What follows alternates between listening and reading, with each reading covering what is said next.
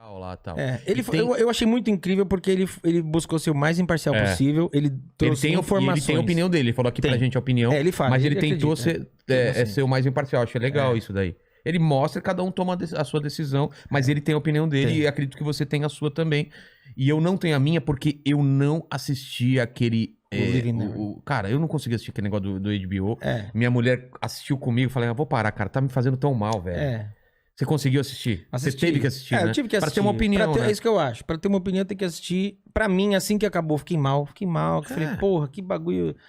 E assim, só que assistindo, eu já... De cara comecei a questionar coisas, sabe? Tem alguns lugares... Vamos falar desse especial. Chama... Living Neverland.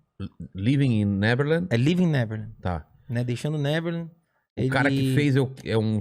Quem é um diretor que não tem um histórico de cinema, nada. E são dois caras que alegam, agora, depois dos 40 e poucos anos, que foram molestados quando criança. Esses dois caras defenderam o Michael em momentos passados, quando eram crianças, e depois já aos 20 e poucos anos. Porque aquela primeira ocasião... O vídeo do Castanhari é perfeito. Se eu puder indicar um vídeo pra alguém assistir... A gente vai falar sobre isso, mas vão assistir esse vídeo depois, porque ele é... Porque senão eu vou prolongar num assunto que não... Mas o primeiro caso acontece em 93. Tá. E esses caras acabam defendendo o Michael. São peças fundamentais, junto com o Macaulay Culkin, com uma série de outros moleques.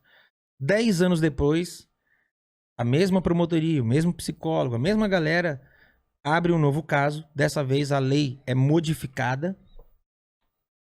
Porque uma coisa que tem que ser explicada é que, assim, o Michael nunca foi... Nunca tentaram, vamos botar esse cara na cadeia. Não, a questão era sempre, vamos provar que ele molestou porque a gente quer indenização. Nunca foi, vamos colocar ele na cadeia? Não. Esse segundo processo que aconteceu, ele aconteceu dessa forma porque a lei foi mudada. Tá. Lá atrás, tanto no vídeo do Castanhari quanto num documentário chamado Square One, fica claro que o Michael a lei permitia que você pudesse pedir uma indenização sem que a pessoa tivesse sido... sem que tivesse sido provado o crime. Tá. Então isso abriu um precedente para que você complicasse a sua situação diante de um caso criminal. Vira uma chantagem, né, velho? Não, vira uma chantagem e você acaba dando para uma promotoria uma série de informações que podem ser usadas contra você de uma forma que não é real. Então... A equipe do Michael, contra a vontade do Michael, fala, cara, paga logo essa indenização e segue a vida. Só que lá, aí muda-se a lei, lá na frente, pagaram. Tá. Que é aí que entra a questão de, pagou porque tem culpa. Eu sempre ouvi isso. Só que a galera, por isso que é legal esses documentários, a galera precisa entender uma coisa. Pensa comigo, eu já falei aqui, 3% de todos os discos vendidos no mundo era de Michael Jackson. Vocês acham que diante de um processo desse, gravadora, produtora, os caras iam falar, puxa, que dó, Michael. Não, os caras falavam, paga esse negócio e segue, vamos lançar o próximo. O Michael era o Michael, mas para uma gravadora ele ainda era um produto. Claro. A verdade é essa, ele tava numa prateleira e, cara, vamos proteger nosso produto. Então, quando o lance reverte e tem esse outro processo, um desses caras vai lá de novo, por livre e espontânea vontade, embora no documentário ele diga que foi intimado e é uma mentira. O documentário foi desmentido, assim, em vários aspectos. E aí, defende o Michael. Então, quando eles lançam esse documentário, algumas coisas me chamam a atenção. Primeiro, eles lançam no ano de aniversário de 10 anos que o Michael morreu. Então, tinha uma série de homenagens preparadas pro Michael. Uma série de lançamentos que iam ser feitos. Esses caras lançam esse documentário em fevereiro. Esse documentário, ele é lançado pela HBO, encabeçado por um cara chamado Harvey Weinstein. É? Já sabe quem é? Claro. Harvey Weinstein, antes pra de você... dar o rolo, né? Exato.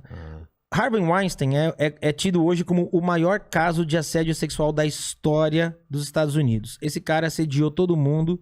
E esse cara é o cara que, por trás da HBO e das relações com a Oprah, meio que dá um approach pra esse documentário. Então, quando esse documentário é lançado e rola essa parada mundial, meio que cria-se uma cortina de fumaça e ninguém percebe que o Harvey Weinstein está sendo investigado. Então o Harvey começou a respondeu o processo durante o lançamento do Living Neverland. Durante esse processo todo do documentário, Os casos foram aceitos, ele foi para o julgamento. Hoje ele tá preso. Mas justamente para criar uma cortina de fumaça. E por que hoje eu falo? É uma cortina de fumaça, com certeza. Porque a Oprah defendeu esse documentário com unhas e dentes. A maior audiência da vida da Oprah é a entrevista dela com o Michael. Ela é uma pessoa que ela é tida como um símbolo, né, da batalha afro-americana. Ela é uma líder, mas essa atitude dela dividiu opiniões lá. Essa atitude fez com que vários grupos se dividissem e falassem, peraí, cara, você tá jogando um irmão na fogueira, sem prova nenhuma, pra proteger um cara que é sabido que é um demônio. Então, essa cortina de fumaça foi feita. Hoje, se você entrar no canal da Oprah, não tem citação. Nas redes da Oprah não tem citação. A Oprah finge que nunca falou desse seriado, desse documentário. O documentário teve várias questões que foram desmentidas ao longo do tempo. Porque eles falam datas erradas. Por exemplo, um dos momentos o garoto fala que ele foi abusado na estação de trem.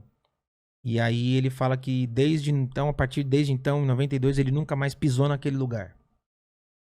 Só que a estação de trem foi aprovada, porque Neverland era um parque. Eu entrei lá, eu vi. Ah, era um parque antes ou ele fez o parque? Neverland cara, Neverland é tipo uma Disney, cara.